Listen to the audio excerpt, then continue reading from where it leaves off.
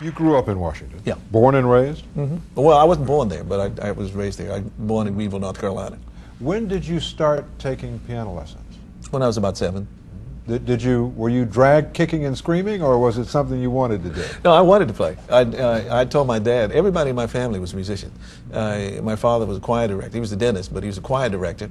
And his father was a Baptist minister. So all of my grandfather's children played the piano and sang. My dad was the lead singer in the family, depending on how many, quartet and or sextet. It depends on who was singing. And so he was the oldest, so he kind of took charge of the music. My Uncle Bob was one of the middle brothers. And he played.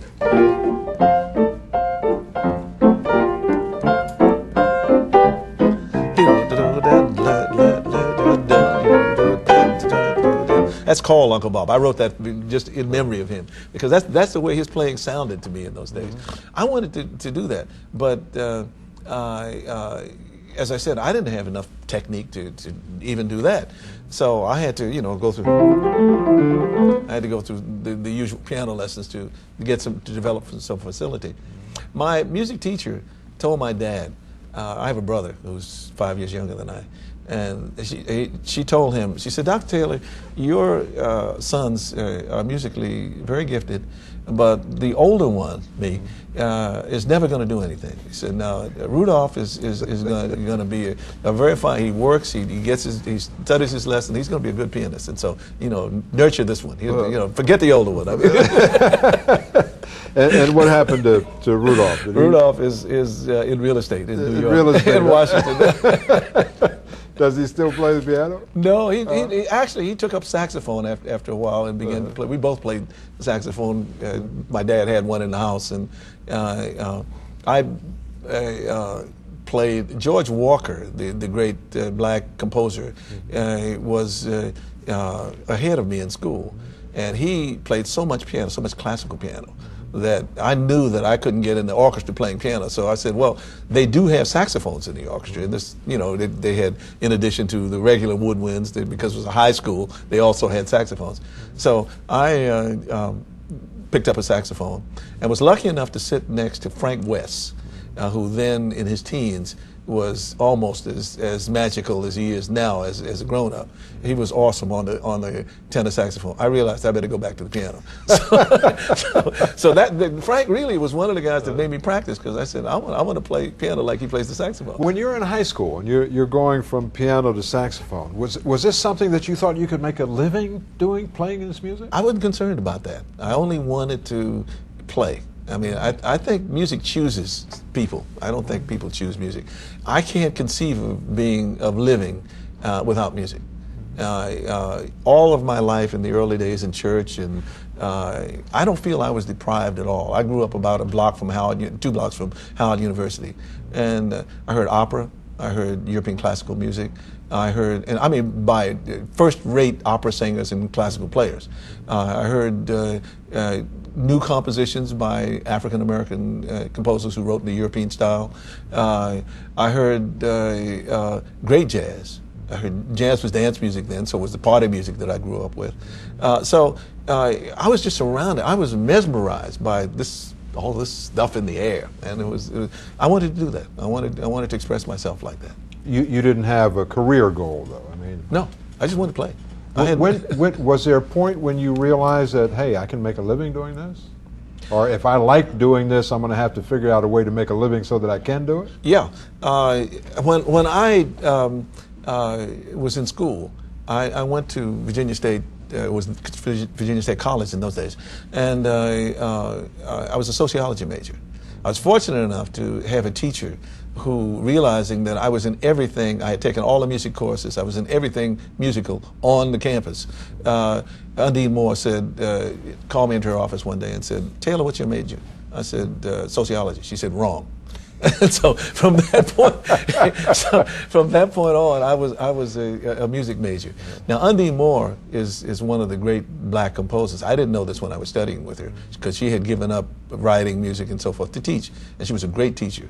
What I know about harmony and the things that I do along those lines are highly influenced by the way she played the piano and the way she taught harmony and theory. Wonderful mentor, wonderful teacher. So I was playing with the campus band and everything. When I went home and my father found out I had changed my major to sociology, he said, "You're now paying sociology? From sociology to music." He said, "You are now paying for your own college education. I will not pay for you because you can't earn a living." He said, "Half of the people that don't pay me for having their teeth fixed are musicians, so I will not create one." I paid for my the rest of the next 2 years of my college by playing in local bands, and one of which I led, but the other two were led by other people in Virginia. Let me ask you about Duke Ellington. I mean, I've just spent a year doing this centennial of Duke's birth with our program at Lincoln Center, the jazz program on the radio, and I was just stunned by. I mean, I've been a Duke fan for a long time, but when you listen to it for a year, and you just see all of these different musicians playing Duke's tunes, Duke's arrangements, and then you realize how long he kept a band working and on the road. Just astounding. He was an astounding man in many ways. He invented himself and he reinvented himself on many occasions, simply because he had needs. When he came back from Europe the first time, after having been successful at the Cotton Club, he realized that what he wanted to do transcended the United States of America. What he wanted to do transcended nightclubs and dance halls.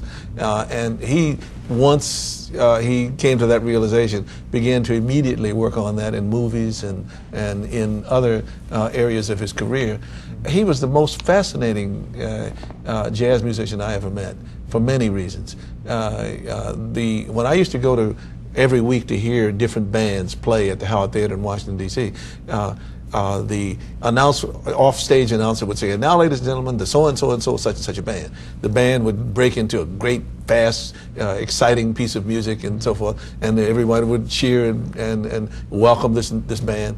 When they said Duke Ellington, the off-stage voice was, "And now, ladies and gentlemen, the internationally famous Duke Ellington Orchestra." The curtains would open. It was dark. The stage was dark.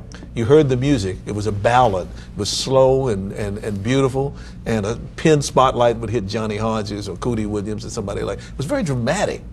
And when Ellington came out, he looked great. I mean, he just picture sartorial splendor. You know, it was elegant. Everything he did, everyone he introduced. You knew that no matter whether you'd heard of this person or not, this was a star. Had to be a star, he wouldn't be there, you know? And he felt that way. When I worked at Birdland, when I worked opposite, at one point I worked opposite the Duke Ellington Band. I was playing a solo. Now, any other leader would have walked off of the bandstand to this tremendous applause. This is the first time he's played Birdland. He's got Louis Bellson playing Skin Deep. The roof is coming off the place. I mean, people are screaming, standing up and yelling and everything. He stands there at the microphone and it bows, and the band gets off the stage. He's still standing there taking a bow, saying, "Johnny Hodges loves you madly, Louis Bellson loves you madly," and so forth. And he's talking to this audience. The whole sound of the room is coming down, down, down. The sound, when the sound gets to the place that is quiet, everyone is focusing on what he's saying. He says, "Ladies and gentlemen, we have a young man from my hometown, Washington, D.C. I want to hear him play. I'd like for you to join me listening to Billy Taylor." Smooth. This was the Ellington show. I mean, no part of that show was going to be below the level that he wanted it on.